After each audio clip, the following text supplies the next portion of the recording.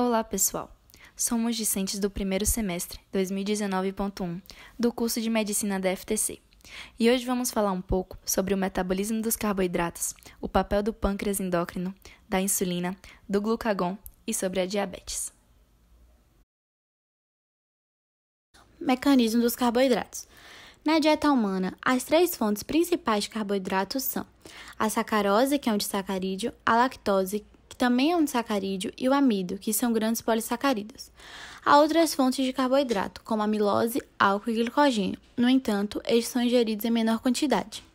Em relação à digestão dos carboidratos. A digestão dos carboidratos se inicia na boca quando a pitialina, enzima contida na saliva, faz a hidrólise do amido no disacarídeo maltose e em pequenos polímeros de glicose. No entanto, apenas uma mínima quantidade de amido será hidrolisada nesse momento. E antes mesmo do alimento ser misturado às secreções gástricas, que inativam a amilase salivar, 30 a 40% do amido já terá sido hidrolisado para formar a maltose. Quando o quilo, que é o estado do alimento na última fase da digestão, chega ao intestino delgado e se mistura à amilase pancreática, praticamente todos os carboidratos serão digeridos de maneira bem rápida, em cerca de 15 a 30 minutos. Dessa maneira, ao passar pelo intestino delgado, os carboidratos serão resumidos a frutose, galactose e glicose, esta última representando 80% do produto final dessa digestão. Em relação à absorção, os carboidratos serão absorvidos em sua maior parte como monossacarídeos, sendo que a glicose e a galactose são absorvidas por mecanismo de cotransporte com sódio e a frutose através da difusão facilitada. Pâncreas endócrino. O pâncreas é a segunda maior glândula do corpo. Sua função endócrina é desempenhada por um aglomerado de células envolvidas por tecido endócrino, as ilhotas de Lange. São altamente vascularizadas e inervadas e dispersas no tecido sinapancreático, formado por diferentes tipos de células. Células alfas, produtoras de glucagon, células betas, produtoras de insulina.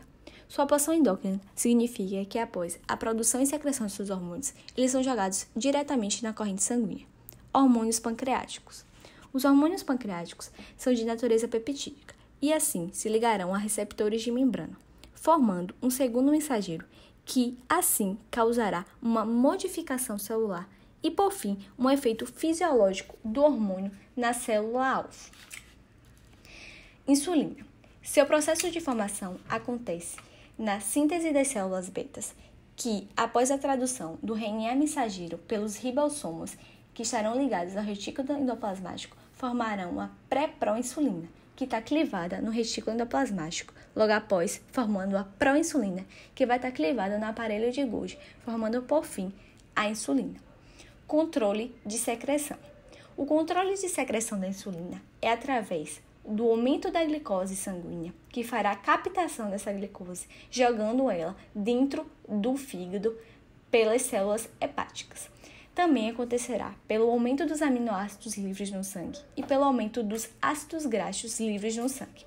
A estimulação parasimpática, por algumas vezes, também aumenta o estímulo da insulina através da acetilcolina. Glucagon. Seu processo de formação acontece na síntese das células alfas, que estarão na periferia das ilhotas de Lange, formarão o pré-proglucagon, logo após o proglucagon no lúmen do retículo endoplasmático e, por fim, o glucagon. Controle de secreção. O controle de secreção do glucagon acontece com a diminuição da glicose sanguínea, que causará um aumento da quebra do glucagon e, por fim, a liberação dessa glicose sanguínea na corrente sanguínea. O exercício físico intenso também estimula a secreção de glucagon, pelo aumento de aminoácidos circulantes. O jejum intenso também causa o aumento da glucagon por várias vezes. A estimulação simpática, algumas vezes, aumenta o nível de glicose plasmática durante períodos de estresse, quando o sistema nervoso simpático está estimulado por um período prolongado. Glucagon. Como dito anteriormente, o glucagon é secretado pelas células alfa. É um hormônio polipeptídeo, formado por cadeias de aminoácidos. É um hormônio hiperglicemiante, aumenta a glicemia no sangue. E é um hormônio catabólico, faz a quebra do glicogênio. Além disso, o glucagon tem efeitos no metabolismo da glicose, como na degradação do glicogênio hepático, mais conhecido como glicogenólise, que é a quebra do glicogênio e a liberação da glicose no sangue, evitando assim que o indivíduo fique hipoglicêmico.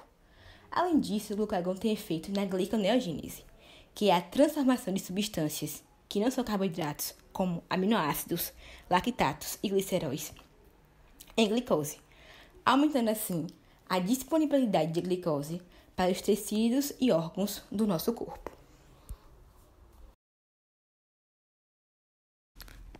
Falando um pouquinho agora sobre a insulina. Como dito antes, a insulina é um hormônio produzida pela parte endócrina do pâncreas, mais especificamente produzida pelas ilhotas de Langerhans, que também podem ser chamadas de ilhotas pancreáticas. Essa secreção ela é feita pelas células beta.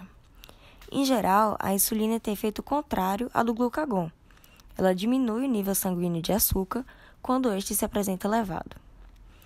Para que a insulina exerça seus efeitos, primeiro é preciso que ela se ligue a receptores da membrana de cada célula.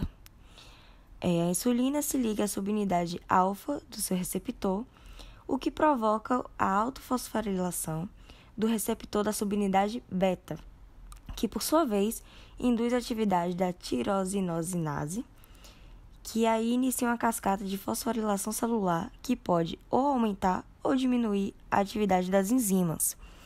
Por conta dessa acoplação, as células conseguem aumentar sua captação de glicose, principalmente as musculares e as adiposas.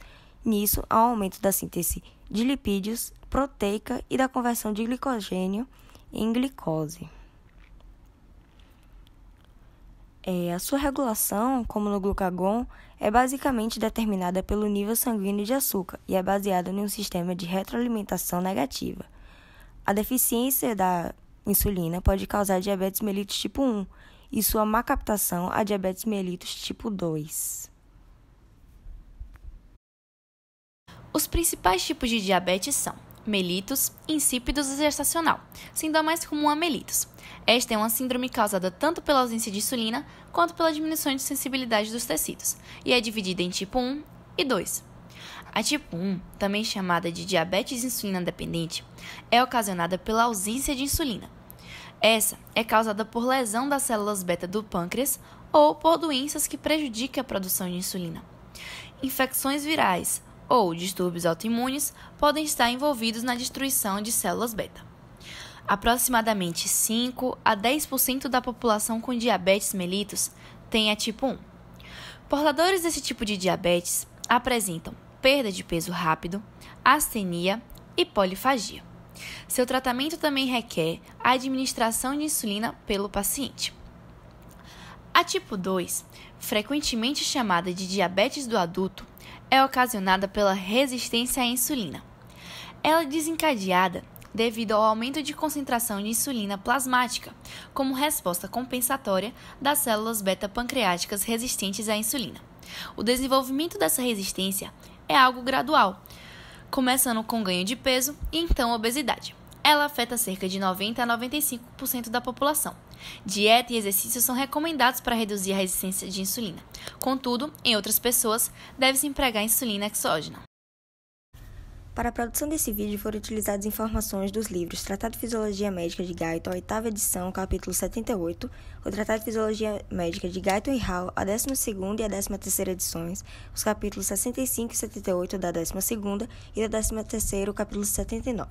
O Corpo Humano, Fundamentos de Anatomia e Fisiologia, de Tortora, a 4ª edição e o capítulo 13, e foi produzido pelas discentes Carolina Arraes e Alan Neiva, Isadora Fonseca, Larissa Mascarenhas e Luísa Cordeiro, da turma B e tutoria 12, e autorizamos o uso desse vídeo para reprodução em mídias sociais e outros meios de comunicação com fins educativos.